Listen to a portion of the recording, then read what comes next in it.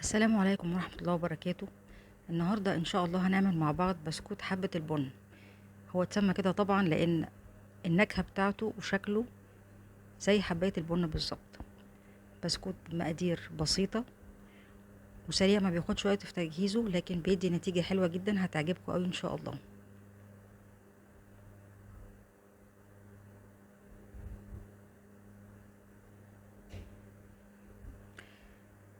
ودلوقتي هنبتدي مع بعض نطبق وصفة النهاردة بسكوت حبة البن. أول حاجة معايا نص كوباية من الزبدة الطرية في درجة حرارة الغرفة، يعني تطلعيها من التلاجة قبل ما تشتغلي بيها بحوالي ساعتين. بعد كده معايا كمان 3/4 كوباية من السكر الناعم، سكر بودرة. هحط عليهم كمان معلقتين كبار من زيت عباد الشمس.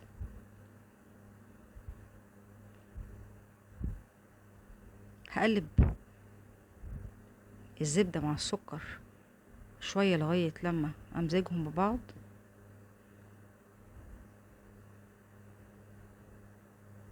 طبعا استخدام السكر البودرة بيسهل عليا ذوبان السكر. لو انتي ما عندكيش وهتستخدمي سكر حبيبات العادي يبقى احط كوباية كاملة من السكر الحبيبات. دلوقتي معايا كمان بيضة كاملة. البيضة برضو مطلعاها من التلاجة وسايباها تدفى.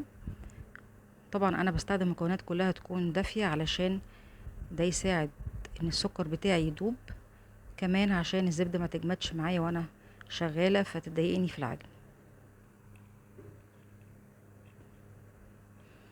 هقلب كويس وادخل البيض مع الزبدة والسكر، امزجهم ببعض.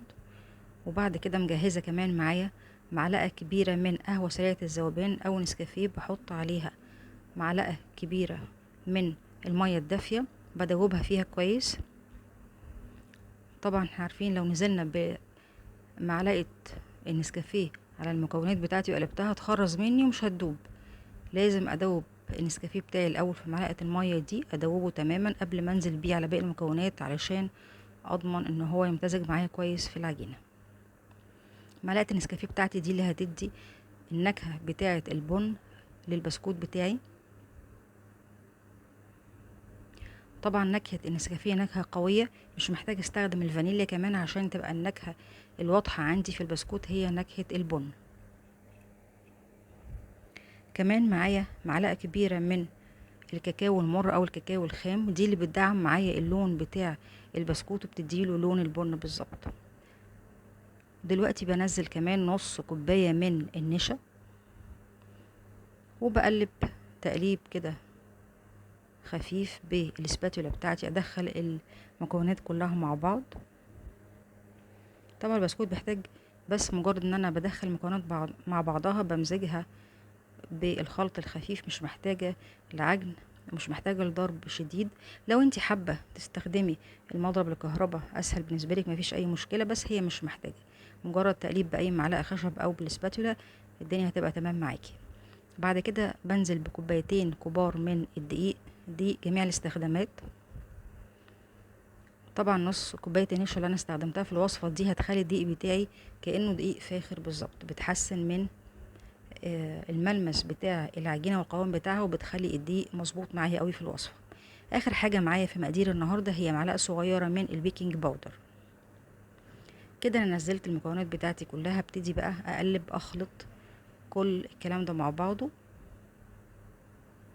زي ما احنا شايفين مكونات بسيطه جدا، كل حاجه هتلاقيها متاحه جنبك في المطبخ، مش محتاجه تجهزي لها حاجه، يعني ممكن تقومي تعمليه دلوقتي بكل بساطه وتجربيه وان شاء الله هيعجبك جدا.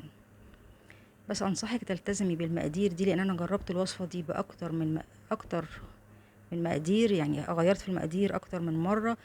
المقادير دي ظبطت معايا البسكوت جدا، وطلع الملمس بتاع العجينه مظبوط، وطعمه ونكهته وريحته حلوه قوي، هيظبط معاكي ان شاء الله من اول مره. خلاص انا كده المكونات كلها امتزجت ببعض، بلمها كده بايدي عجنه خفيفه قوي، اطمن انها المكونات كلها امتزجت مع بعض، واتاكد ان قوام العجينه زي ما انا عايزه قبل ما ابتدي اشكلها واشتغل بيها. عجينه طريه وفي نفس الوقت متماسكة.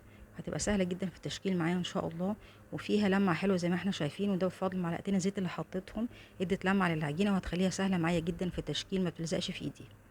دلوقتي هبتدي اجيب الصينية اللي انا مجهزاها، ارص فيها حبات البسكوت، وباخد قطع صغيرة يا دوبك في حجم معلقة الشاي، وببتدي اكورها كده واديها شكل التمرة تقريبا، وارص الوحدات جنب بعضها بين كل قطعة والتانية تقريبا 3 سنتي مسافة، عشان طبعا البسكوت لما يدخل الفرن حجمه هيزيد شوية.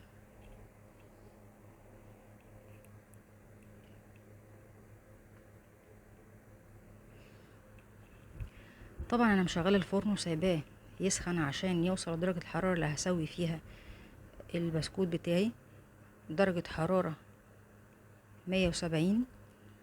البسكوت بياخد في الفرن بالظبط 10 دقايق. بدخله على الشبكة في نص الفرن، بحط الصواني بتاعتي في نص الفرن، و10 دقايق بالظبط بيكون البسكوت جاهز وبطلعه. طبعا احنا عارفين البسكوت لما بيطلع من الفرن ما تحاوليش ابدا وهو لسه الصواني سخنة تحركي البسكوت او تطلعيه من الصينية. لازم تسيبي الصواني لما تبرد تماما، وبعد كده ابتدي اشيل حبات البسكوت بتاعتي من الصينية. البسكوت اول ما بيطلع من الفرن بيبقى لسه ملمسه طري شويه، لو حاولت اطلعه هيكسر مني. لكن لما بسيبه شويه اول ما يبرد تماما، ودي حاجه بتاخد حوالي ربع ساعه لتلت ساعه مش اكتر، بيبقى سهل ان انا اطلعه واحركه، بيبقى اخد القوام بتاعه وخد الملمس بتاعه اللي انا عايزاه. هكمل تشكيل باقي العجينه. زي ما احنا شايفين العجينه سهله جدا في التشكيل معايا ومتلزقش في ايدي وسريعه، ده لان المكونات او المقادير مظبوطه معايا فظبطت معايا القوام بتاع العجينه. طبعا لو انت الجو عندك حار شويه وحسيتي ان العجينه طريه معاكي مش عارفه تتعاملي معاها، ممكن تدخليها التلاجة بعد ما الفها في كيس نايلون واسيبها ربع ساعه في التلاجة تمسك نفسها شويه وابتدي اشتغل بيها تاني. الصواني بتاعتي مش محتاجه دهنه ولا حاجه، هحط على طول فيها قطع البسكوت بتاعتي وارصها زي ما احنا شايفين كده.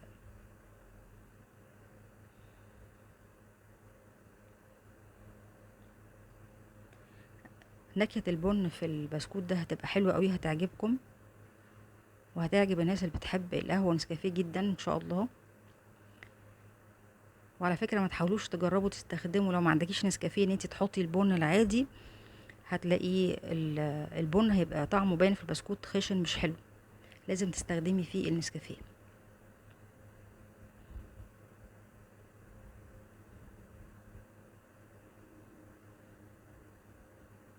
ما خدتش وقت مني خالص العجينه بتاعتي في التشكيل، خلاص انا تقريبا خلصت الكميه بتاعتي كلها. هبتدي بقى دلوقتي اجيب سكينه، اي سكينه عندك، سكينه مطبخ، سكينه سفره، وابتدي اخد كل حبه بسكوت اضغط عليها كده من النص بالطول ضغطه خفيفه عشان اديها شكل حبه البن. طبعا البسكوته لما تدخل الفرن وحجمها يزيد شويه هتلاقيها اخدت بالظبط شكل حبايه البن بعد ما تطلع وتستوي. ضغطة خفيفة، متضغطيش قوي عشان ما تقسميش البسكوتة بتاعتك.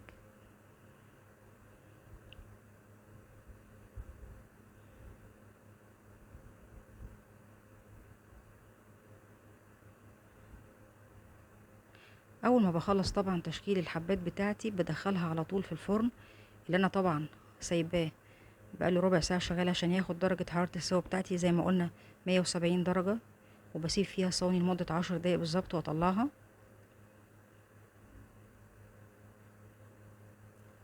كده الصواني جاهزة معايا انها تدخل الفرن خلاص.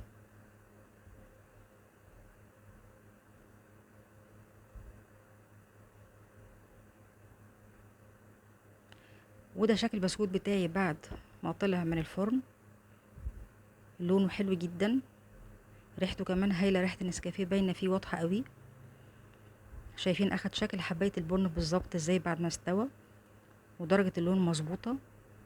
ده شكله بعد ما اتحط في طبق للتقديم. بس انصحكم لما نعمله نسيبه يبرد ونبيته في علبة محكمة الغلق وتبتدي تقدميه تاني يوم، بيبقى طعمه احلى جدا ونكهته بتبقى واضحة وباينة واخد القوام المظبوط اللي انت متعودة عليه. وصفة حلوة قوي وهتبقى لطيفة لو قدمتيها لضيوفك جنب كوباية نسكافيه او فنجان القهوة، هتعجبهم جدا ان شاء الله.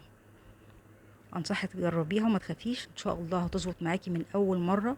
مستنية تعليقاتكم ورأيكم في مقادير الوصفة، وان شاء الله تستنوني في الفيديوهات الجاية، ومستنية اشتراككم ومتابعتكم ليا في القناة بإذن الله.